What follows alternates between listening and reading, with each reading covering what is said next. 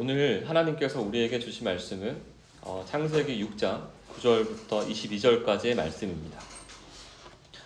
오늘은 하나님께 순종하는 삶이라는 주제로 본문을 함께 묵상하고자 합니다. 오늘 설교 제목처럼 여러분은 하나님의 말씀에 순종하는 삶을 살아가고 계십니까? 이 순종이라는 단어는 사실 좀 듣기만 해도 마음 한켠의 무게감과 부담감을 안겨주는 말입니다. 어떤 분들은 하나님께 순종하는 삶 자체를 너무 거룩하게 여긴 나머지 신앙이 성숙한 소수의 사람들만 가능한 특별한 영역이라 생각하기도 합니다. 반면 어떤 이는 나는 이미 구원을 받았기 때문에 굳이 순종하지 않아도 된다고 여기거나 순종을 행위 구원이라 오해함으로 가볍게 치부하기도 합니다. 또 다른 누군가는 사람들의 왕래가 많은 서울역이나 강남 고속터미널 일대에서 예수천당 불신지옥이라 적힌 피켓을 들고 외치는 사람들의 모습을 떠올리며 그것을 순종의 모습으로 받아들이기도 합니다. 이처럼 오늘날 순종이라는 말은 사람마다 다른 의미로 받아들여지며 때로는 부담스럽고 멀게 느껴지기도 합니다. 그렇다면 성경은 이 순종에 대해서 어떻게 말하고 있을까요? 누가 하나님의 말씀에 순종할 수 있으며 또 어떤 삶의 모습이 하나님께서 기뻐하시는 참된 순종의 모습이라 말할 수 있을까요? 오늘 본문을 통하여서 이 질문들에 대한 하나님의 뜻을 함께 살펴보는 시간을 갖도록 하겠습니다. 본격적으로 오늘 말씀을 살펴보기에 앞서 오늘 설교 제목인 하나님께 순종하는 삶, 이 설교 제목은 사실 하나님과 동행하는 삶의 두 번째 특징에 해당합니다. 두 번째 특징이라는 말은 우리가 이미 첫 번째 특징을 이미 살펴보았다는 말 아니겠습니까? 지난 3월 우리는 창세기 5장 말씀을 중심으로 하나님과 동행하는 삶이라는 설교 제목으로 말씀을 묵상했었습니다. 그때 우리는 셋의 족보를 통해 하나님의 자녀로서 가지는 구별된 정체성에 대해 함께 나누었고, 특히 아담의 7대손 에녹과 그의 아들 무드셀라 이야기를 통하여서 하나님과 동행하는 삶의 첫 번째 특징이 무엇인지 함께 살펴보았었습니다. 그 첫 번째 특징은 바로 죄로 인한 하나님의 심판을 깨닫고 믿음으로 자녀의 이름을 짓는 일을 통하여서 하나님의 신실한 언약에 대한 자신의 믿음을 고백하는 것이었습니다. 오늘 우리가 함께 살펴볼 창세기 6장 9절부터 22절까지의 말씀은 앞서 셋의 족보를 통해 강조된 신앙 고백의 터 위에 노아의 족보를 통하여서 드러나는 하나님의 동행하는 삶의 신질천적 모습입니다.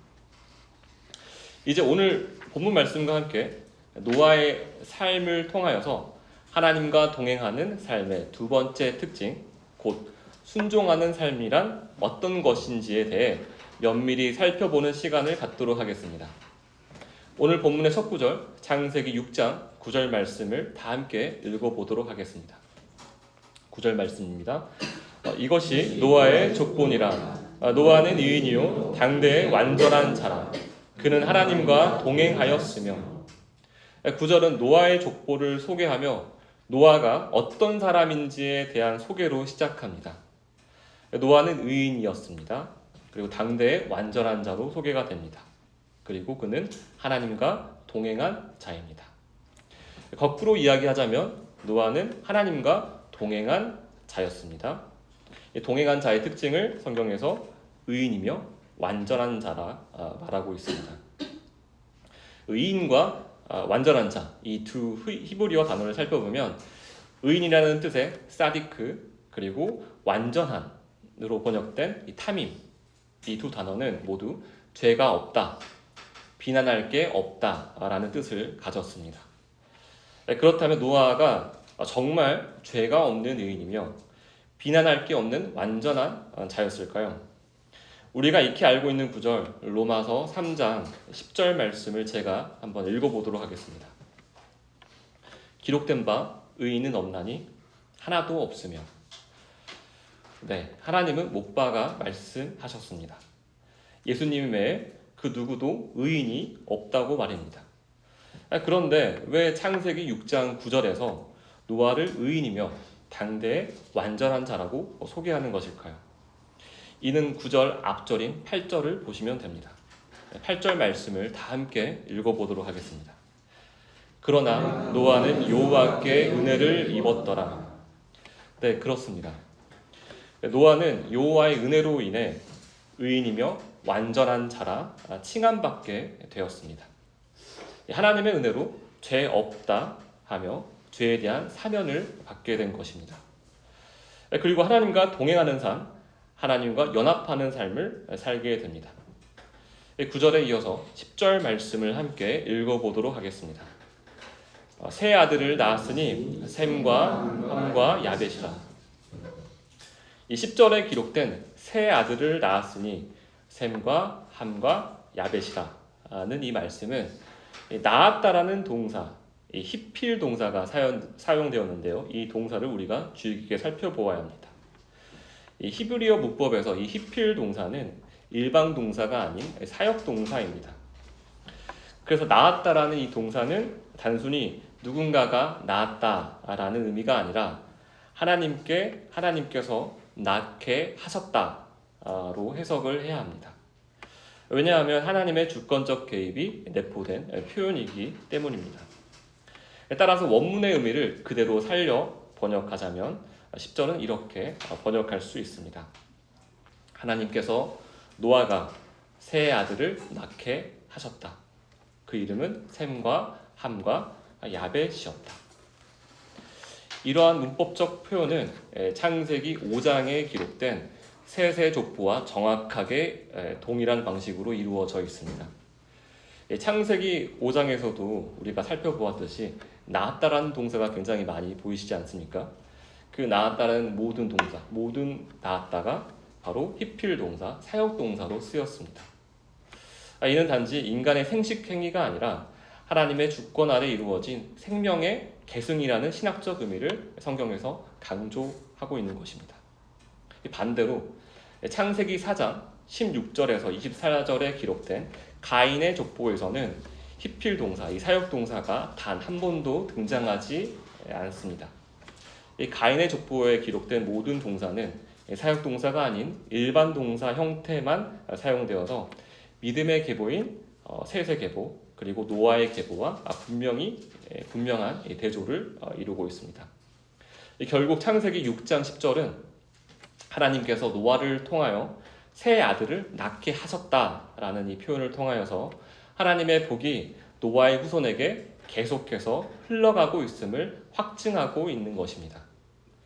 더 나아가 창세기 5장과 같이 자녀들에게 이름을 지음으로 노아의 믿음을 고백하는 행위 또한 창세기 6장에서 동일하게 이어진다고 볼 수 있습니다. 계속해서 다음 구절인 11절과 12절 말씀을 함께 살펴보도록 하겠습니다. 함께 11절과 12절 말씀 함께 읽어보도록 하겠습니다. 그때 온 땅이 하나님 앞에 부패하여 포악함이 땅에 가득한지라. 하나님이 보신즉 땅이 부패하였으니 이는 땅에서 모든 혈육 있는 자의 행위가 부패함이었더라. 11절과 12절 말씀은 노아가 살던 당시 시대 상황을 묘사하고 있습니다. 그런데 이 속에는 단순히 지나가는 행인의 관찰이 아니었습니다. 또한 노아 개인의 주관적인 평가 역시 아니었습니다. 11절과 12절 말씀을 천천히 한번 읽어보시길 바랍니다. 당시 상황의 특징을 어떤 존재의 시선으로 묘사하고 있습니까? 11절에서는 하나님 앞에, 또 12절에서는 하나님이 보신즉 이라는 표현을 통하여서 땅의 부패함과 포악함이 가득하다는 이 평가가 하나님의 시선에서 내려진 것임을 분명히 우리가 알 수 있습니다. 그렇다면 하나님께서 땅이 왜 부패하고 포악함이 가득하다라고 평가하셨던 것일까요? 땅 자체가 스스로 잘못을 범한 것은 아닐 텐데 말입니다. 그 이유를 12절 후반부가 설명하고 있습니다. 모든 혈육 있는 자의 행위로 인해 땅이 부패하게 되었다라고 기록되어져 있습니다. 여기서 모든 혈육 있는 자라는 이 표현은 단순히 육체를 가진 존재라는 이 뜻을 넘어서 하나님과 단절된 죄인들을 가리키는 말입니다. 이 구절에서 의인으로 소개된 노아는 뚜렷하게 대조되는 표현입니다. 즉 죄인들의 삶의 방식과 행위로 인해 하나님께서 보시기에 땅이 부패하고 포악함이 가득한 상태가 된 것이다 라고 말씀하고 계시는 것입니다. 특히 창세기 6장 11절과 12절에서는 한 단어가 유독 저희 눈에 도드라집니다. 그 단어는 바로 부패하다라는 단어인데 이는 히브리어 샤하트입니다. 이 히브리어 샤하트가 11절과 12절에 무려 3번이나 반복되어져 사용되어지고 있습니다. 이는 단순한 반복이 아니라 이 부패의 정도가 극심하고 회복 불가능한 상태에 이르렀음을 성경이 강조하고 있는 것입니다. 마치 상한 고기가 썩어 악취가 진동하듯 세상 전체가 썩을 대로 썩어 있는 현실을 그려내는 것입니다. 또한 이 샤하트라는 이 단어는 단순히 개인의 도덕적 타락만을 의미하지 않습니다. 그것은 사회 전반의 시스템적 폭력, 구조적인 부패, 그리고 창조 질서의 붕괴를 의미합니다. 다시 말해 하나님께서 의도하신 질서와 정의, 관계의 조화가 완전히 무너져 버린 상태를 기록하고 있는 것입니다. 여러분들의 이해를 돕기 위해 조금 더 구체적인 예를 들어 설명하자면 이렇습니다. 요즘 우리의 일상 속에서 흔히 벌어지는 이 층간소음 문제, 그리고 주차 문제 같은 이 사소한 갈등이 참지 못한 분노로 폭력 사건으로 이어지고 번지는 일이 이제 우리의 일상에서 더 이상 낯설지 않음을 우리 모두가 체감하고 있을 것입니다. 또한 사회 곳곳에 만연한 횡령, 또 갑질, 성폭력과 같은 부도덕한 행위들 앞에서 권력자들은 마치 법 위에 군림이라도 하는 듯 어떠한 법에도 제재를 받지 않고 법을 요리조리 피해갑니다. 오히려 정직하고 바르게 살려는 이들만 억울하게 처벌받는 이 현실을 우리가 또 살아가고 있지 않습니까? 더욱이 충격적인 사실은 이러한 일들이 이제는 우리 삶 속에서 너무도 자연스럽게 또 익숙하게 벌어지고 있는 사실입니다. 다시 말하자면 죄가 죄로 인식되지 않고 오히려 당연하게 여겨지는 시대, 또한 죄를 짓지 않으면 살 수 없을 것만 같은 시대, 바로 이러한 현실을 샤하트라는 단어로 선명하게 보여주고 있는 것입니다. 특히 하나님의 아들들과 사람의 딸들의 결혼을 통하여서 형성된 그 당시 문화는 겉으로 보기에는 예배와 신앙이 여전히 살아있는 듯 보여졌을지 모릅니다. 하지만 그 예배마저도 살펴보면 부패한 내면의 악취를 감추지 못했을 것입니다.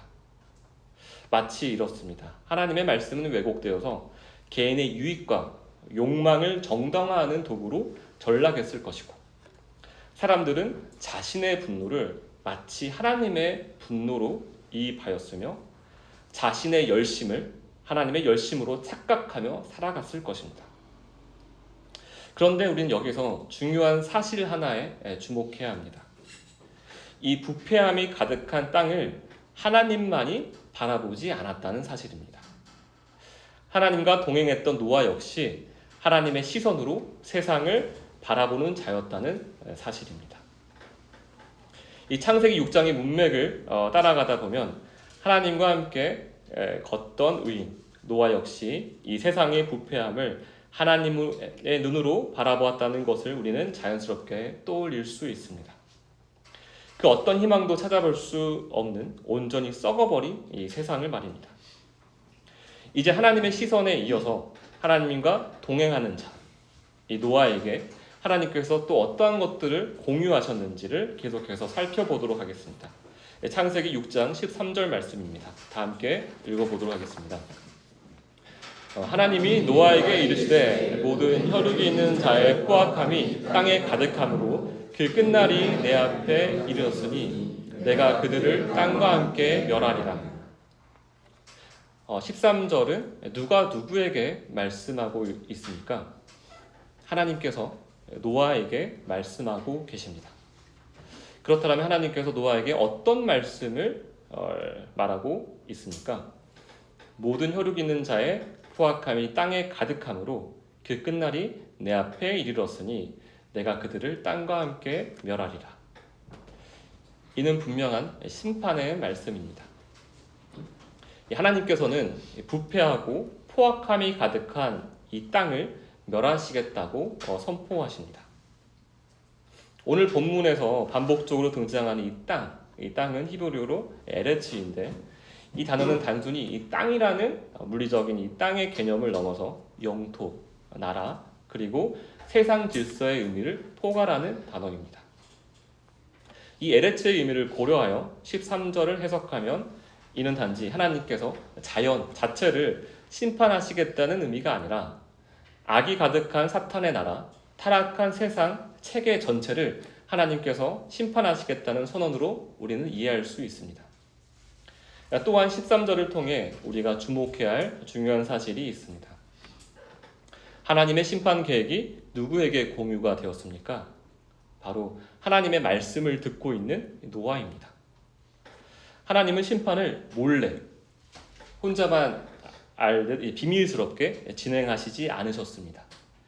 오히려 하나님과 동행하는 자, 하나님과 연합한 자인 노아에게 그 계획을 구체적으로 분명하게 말씀하시고 알려주셨습니다. 이 장면을 볼 때 우리는 창세기 18장 17절 말씀을 떠올릴 수 있습니다. 말씀은 다음과 같습니다. 여호와께서 이르시되 내가 하려는 것을 아브라함에게 숨기겠느냐? 하나님께서 소돔을 멸하시기 전에 하나님과 동행했던 아브라함에게 하나님의 계획을 숨기시지 않고 공유하셨습니다. 또한 하나님은 아모스서 3장 7절 말씀을 통하여서 우리에게 이렇게 말씀하셨습니다.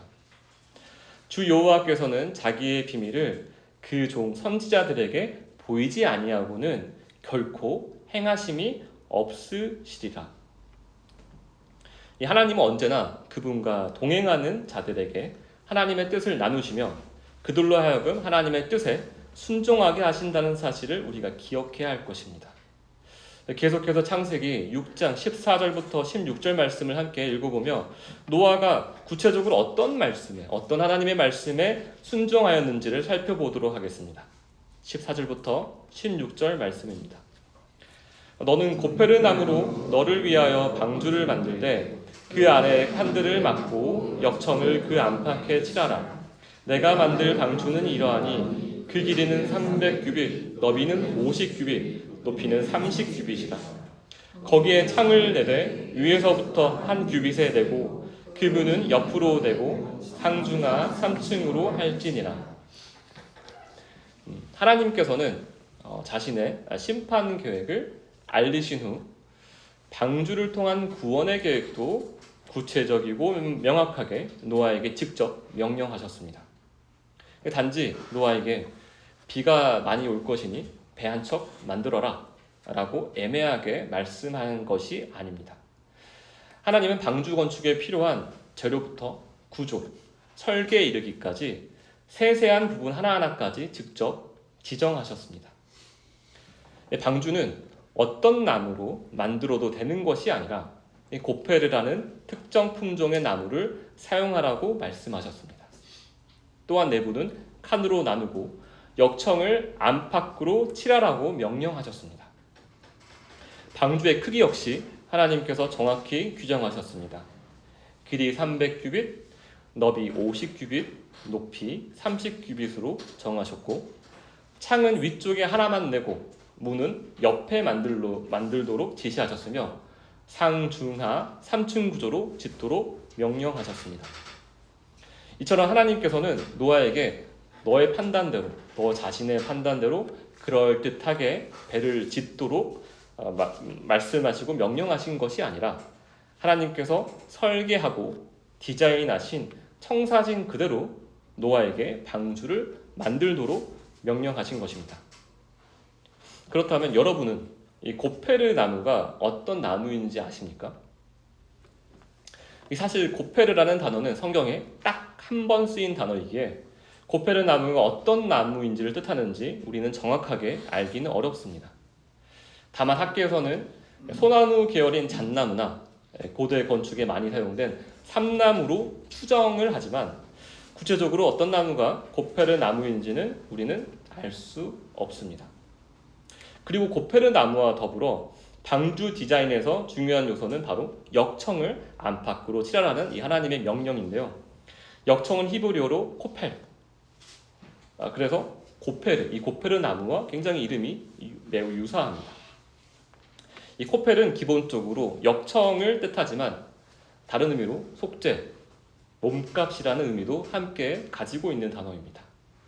그래서 일각에서는 잣나무를 벨 때 나오는 이 송진 자체를 역청이라 하지 않았을까라고 추측하기도 합니다. 왜냐하면 이 베어진 나무의 희생으로 나오는 이 송진이 마치 예수님의 피값을 상징하는 것처럼 보여지기 때문입니다. 그러나 이 주류 학계에서는 역청을 천연 아스팔트로 보는 것이 일반적입니다. 이 고페르 나무와 마찬가지로 당시 사용된 역청 역시 우리는 정확히 어떤 물질이었는지는 확정하기가 어렵습니다. 그럼에도 불구하고 저희가 알 수 있는 분명한 사실이 있습니다. 바로 역청을 통해서만이 방주가 하나님의 홍수 심판으로부터 완전한 보호를 받을 수 있었다는 사실입니다. 여기서 우리가 주목해야 할 사실은 고페르 나무와 이 역청이 정확히 무엇이었는지, 어떤 재료였는지가 아니라 하나님께서 왜 그것들을 선택하시고 또 하나님께서 어떻게 그것들을 사용하셨는지에 대한 하나님의 목적을 우리가 묵상해야 할 것입니다. 다음으로 하나님께서는 이 방주의 길이와 크기를 매우 구체적으로 지시하십니다. 이는 하나님께서 이 방주에 들어갈 수 있는 수용 인원과 생명체의 수를 정확하게 알고 계셨다는 사실을 우리에게 보여주고 있습니다. 다시 말해 누가 방주에 탈지 그 구원의 대상은 하나님의 계획 안에서 이미 세워져 있었다는 뜻입니다. 하지만 우리가 이 고페르 나무의 정체를, 이 재료를 분명히 알지 못하듯 본문에 등장하는 길이다니 규빗 역시 정확한 길이를 단정하기는 어렵습니다. 일반적으로 학계에서는 규빗이 팔꿈치에서 이 손끝까지 이 길이로 보고 있기 때문에 약 45cm에서 52cm 정도일 것이라 라고 고대 문헌 자료에 기반하여 추정하고 있습니다. 그러나 이 성경이 특정한 규빗 기준을 명시하지 않았기 때문에 방주의 정확한 크기에 대해서 우리가 함부로 단정짓기에는 한계가 있습니다. 우리는 여기서도 본문이 말하고자 하는 핵심은 방주 크기의 이 디테일이 아니라 하나님께서 구원받을 자들을 정확하게 알고 계신다는 사실에 우리는 주목해야 합니다. 이제 창세기 6장 16절 말씀을 통하여서 하나님께서 명하신 방주의 구조를 살펴보도록 하겠습니다. 방주는 위쪽에 한 규빗의 창이 하나, 그리고 옆면에 문이 하나, 그리고 내부는 상중하 세 층으로 3층으로 구분되어져 있습니다. 이 창과 문 모두 히브리어 원서를 보면 단수형으로 기록이 되어 있기 때문에 각각 창과 문이 각각 단 하나씩만 있었던 거로 우리가 이해할 수 있습니다. 이 창은 창세기 8장 6절에 나오는 노아가 까마귀와 비둘기를 내보낸 바로 그 창으로 보여지고 외부를 볼 수 있는 유일한 통로이자 소망의 창으로 우리는 해석할 수 있습니다. 그리고 문 역시 하나였습니다. 하나님께서는 방주에 탑승할 모든 생명들을 하나님께서 친히 부르심으로 방주 안으로 들어가게 하셨으며 또 창세기 7장 16절 말씀을 보시면 그 말씀에 기록된 대로 모든 생명체가 방주에 들어가게 하나님께서 하신 뒤에 그 문을 닫으시는 분도 노아가 아니라 하나님께서 하셨습니다. 이 방주의 이러한 구조를 통하여서 하나님께서 우리에게 말씀하시고자 하는 바는 분명합니다. 창을 통하여서 우리가 알 수 있듯이 소망의 주체도 하나님이시오. 문을 통해서 알 수 있듯이 구원의 주체도 하나님이시라는 이 진리입니다. 그리고 모든 섭리가 오직 하나님께 달려 있다는 것을 이 방주 구조를 통하여서 우리가 알 수 있습니다. 그렇다면 우리는 여기서 자연스럽게 한 가지 질문을 떠올릴 수 있습니다. 왜 하나님은 천사들을 보내어서 방주를 짓게 하지 않으셨을까? 왜 직접 방주를 만들어서 노아를 보존하지 않으시고 굳이 노아로 하여금 노아에게 명령하여서 노아가 방주를 짓게 하셨을까? 하나님은 우리 모두가 알고 있듯이 인간과 협력하여 인간을 꼭 사용하여 일을 하시는 분이 아니심을 우리가 다 알고 있습니다. 우리는 또한 하나님께서 계획하신 모든 일들을 하나님께서 홀로 세우시며 홀로 책임지시며 홀로 성취하시는 전지전능 하나님이심도 우리 모두는 잘 알고 있습니다. 그렇다면 다시 질문으로 돌아가 보겠습니다. 왜 하나님은 그럼에도 불구하고 노아에게 방주를 직접 짓도록 명령하셨을까요? 그 이유는 오늘 창세기 6장 8절에 기록되었듯이 노아가 하나님의 은혜를 입은 자요, 하나님과 동행하는 자요, 하나님과 연합하여 하나님의 뜻에 순종하여 살게 된 구원받은 자임을 확증케 하시고 드러내시기 위함입니다. 노아가 특별해서 방주를 짓는 일에 하나님께서 특별히 참여케 하신 것이 아니라 하나님과 동행하는 자는 모두 노아와 같은 삶을 살게 된다는 말입니다. 하나님과 동행하는 자는 자연스럽게 하나님을 머리로 모시고 그분의 뜻에 순종하는 몸으로 살아갑니다. 그렇다고 노아가 하나님의 말씀에 순종하여 방주를 짓는다고 해서 노아가 방주를 지었다라고 할 수 없습니다. 우리는 이를 노아를 통해 하나님이 하셨다라고 말합니다. 예를 들어서 우리의 육체를 한번 생각해 보시길 바랍니다. 몸의 일부분이 머리의 지시를 따르지 않는다면 그 몸의 일부분, 그 일부분은 필시 병들었거나 죽은 상태일 것입니다. 또 손가락이나 이 발가락이 어떤 일을 했다라고 해서 우리는 그 일을 이 일은 검지손가락이 한 일입니다. 혹은 이 일은 엄지발가락이 한 일입니다. 라고 말하는 사람은 아마 아무도 없을 것입니다. 왜냐하면 그것은 몸 전체가 머리의 명령에 따라 함께 움직인 결과이기 때문입니다. 이처럼 하나님과 연합된 자는 하나님의 뜻에 따라 살아가며 그분의 계획에 필히 동참할 수밖에 없게 되는 것입니다. 그리고 그 순종의 삶은 단지 수고나 헌신으로 끝나는 것이 아니라 하나님께만 속한 참 생명을 누릴 수 있는 삶으로 변화되고 또한 구원의 면류관을 받으며 하나님만 받을 수 있는 영광을 몸된 자들이 함께 누리게 됩니다. 바로 이것이 하나님께서 노아에게 방주를 짓도록 명하신 분명한 이유인 것입니다.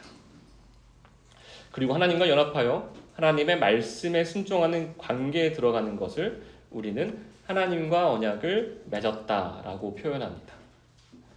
오늘 본문인 창세기 6장 18절에 이 언약이라는 단어가 성경에 처음 등장합니다. 이 성경에서 말하는 언약은 단순한 약속의 뜻이 아니라 하나님의 말씀으로 묶인 관계를 뜻합니다. 그래서 하나님과 언약을 맺은 존재는 하나님의 말씀 안에서 살아갈 수밖에 없는 것입니다. 왜냐고 물으신다면 그 이유는 하나님과의 언약 관계는 전적으로 하나님께서 시작하시고 하나님께서 주관하시기 때문입니다. 그렇다면 여기서 다시 질문해 보겠습니다. 하나님께서 노아와 맺으신 이 언약을 통하여서 누리게 되는 하나님의 은혜는 오직 노아 한 사람만을 위한 것이었을까요? 이제 창세기 6장 18절 말씀부터 21절까지의 말씀을 함께 읽어보도록 하겠습니다.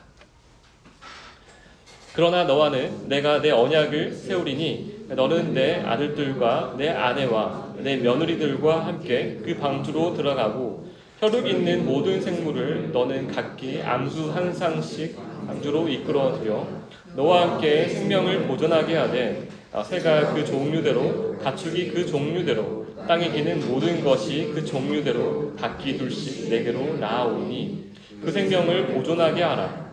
너는 먹을 모든 양식을 내게로 가져다가 저축하라. 이것이 너와 그들의 먹을 것이 되리라. 18절 말씀을 보시면 반복되는 단어가 있습니다. 보이십니까? 18절 말씀을 보시면 반복되는 단어가 있는데요. 바로 내, 너의 라는 표현입니다. 바로 이 당신의 라는 뜻을 가진 소유격 형용사입니다. 다시 말해 18절은 노아의 아들들, 노아의 아내, 노아의 며느리들이라고 명시하며 노아에게 속한 가족들이라는 표현을 굉장히 강조하고 있습니다. 이 말씀을 통해 우리는 중요한 진리 하나를 발견하게 됩니다. 하나님과 동행한 노아로 인해 누가 유익을 얻게 되었습니까? 노아 자신뿐만 아니라 노아와 함께한 가족들까지 하나님의 언약의 보호 아래 놓이게 됩니다. 하나님과의 언약은 개인을 넘어서 그가 속한 공동체에도 생명을 나누는 복이 됩니다. 그리고 이 은혜는 사람에게만 국한되지 않습니다. 19절과 20절 말씀을 보시면 하나님께서는 모든 혈육 있는 생물들, 곧 하나님께서 지으신 동물들의 생명까지 보존하십니다. 이는 하나님의 형상대로 창조된 노아에게 창조 질서에 회복된 책임을 보여주는 대목입니다. 즉 만물을 다스릴 자로 지음받은 인간에게 속한 생명들을 하나님께서 지키시며 또 노아를 통하여서 그 사명을 회복시키시는 것입니다. 그렇다면 하나님께서 노아에게 맡기신 이 역할은 무엇입니까? 바로 이 생명들을 보호하고 먹이라는 것입니다. 창조물들을 보호하고 먹이시는 역할은 본디 누가 하는 것이라고 성경에 기록되어져 있습니까? 창세기 1장 말씀을 함께 한번 찾아보면 좋을 것 같습니다. 창세기 1장 29절에서 30절 말씀을 함께 찾아서 함께 읽어보도록 하겠습니다. 창세기 1장 첫 번째 장 29절에서 30절 말씀입니다. 다 찾으신 줄 알고 함께 읽어보도록 하겠습니다. 하나님이 이르시되 내가 온 지면에 씨 맺는 모든 채소와 씨가 아직 열매 맺는 모든 나무를 너희에게 주노니 너희의 먹을거리가 되리라.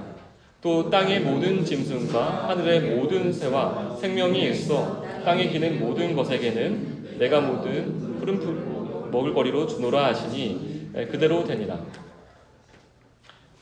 천지창조 6째 날, 곧 하나님께서 안식일로 지정하신 이 전날에 하나님께서 행하신 마지막 일은 창세기 1장 29절에서 30절 말씀에 기록되었듯이 하나님께서 모든 생명에게 먹을 것을 공급하신 일이었습니다.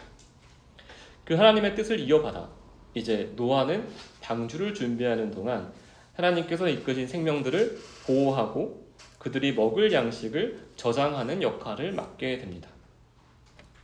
이 노아의 사명은 우리가 확실하게 알아야 될 게 누구를 방주에 태울지 이것을 선택하는 일이 아니었습니다. 그의 역할은 하나님께서 친히 택하여 보내신 생명들을 받아들이고 그들을 정성껏 돌보는 일이었습니다. 즉 하나님의 형상을 지닌 자로서 하나님의 뜻을 따라 생명을 돌보는 사명을 온전히 감당하는 것이 바로 하나님께서 노아에게 주신 사명이었습니다. 오늘 본문의 마지막 절 22절은 노아의 삶을 이렇게 요약합니다. 제가 한번 읽어보겠습니다. 22절 말씀입니다. 노아가 그와 같이 하여 하나님이 자기에게 명하신 대로 다 준행하였더라. 노아는 하나님께서 자기에게 명하신 대로 다 준행하였다로 오늘의 본문은 귀결됩니다. 오늘 본문에서 말하는 하나님과 동행하는 자의 가장 뚜렷한 특징은 바로 하나님의 말씀에 순종하는 삶입니다. 말씀을 따라 사는 사람, 하나님의 언약 백성은 자연스럽게 순종과 실천의 삶으로 이어지게 된다는 말입니다. 이것은 믿음이 성숙한 사람만 순종할 수 있다는 말이 아닙니다. 오히려 하나님을 믿는 사람이라면 누구나 결국 하나님의 말씀에 순종하며 살아가게 될 수밖에 없다는 진리를 오늘 본문이 말해주고 있습니다. 여러분, 이 방주를 짓던 당시 노아의 모습을 혹시 상상해 보신 적 있으십니까?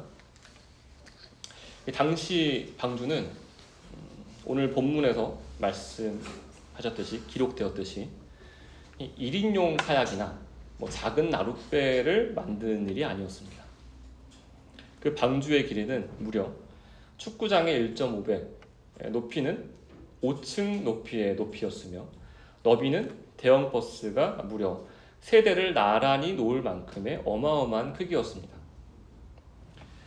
심지어 오늘날 있는 현대 시설, 중장비 자체가 없었기 때문에 당시에는 모든 공정이 수작업으로 이루어졌을 것이며 또한 오로지 노아와 그의 가족의 손으로 이 방주가 지어졌을 것입니다. 이 일이 완성되기까지는 적어도 수십 년, 길게는 최대 120년이라는 이 시간이 필요했을 것입니다.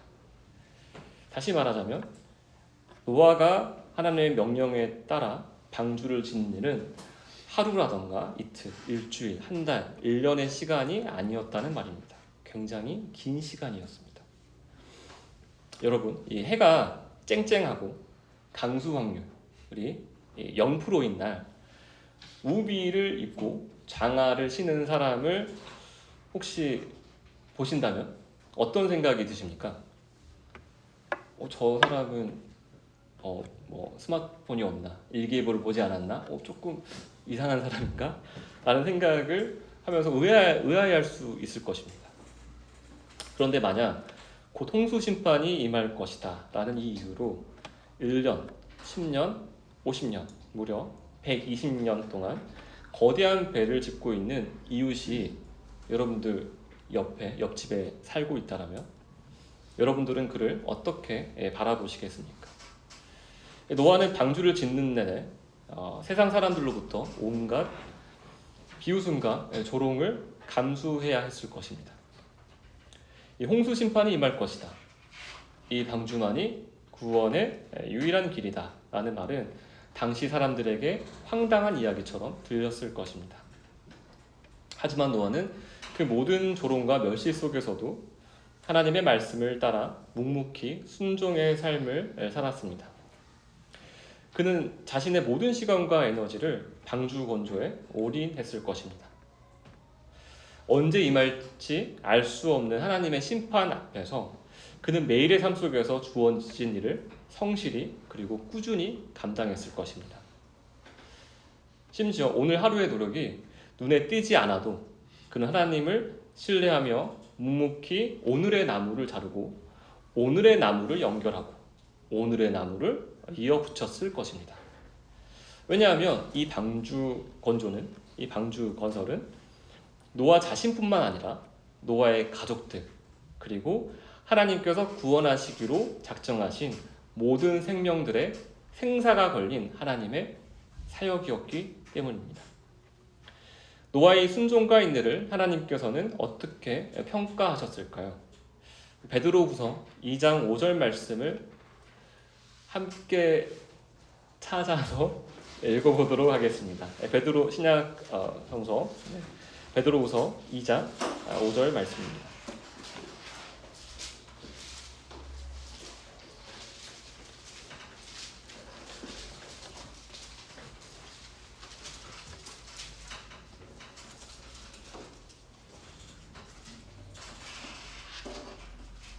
다 찾으신 줄 알고 베드로후서 2장 5절 말씀을 함께 읽어보도록 하겠습니다.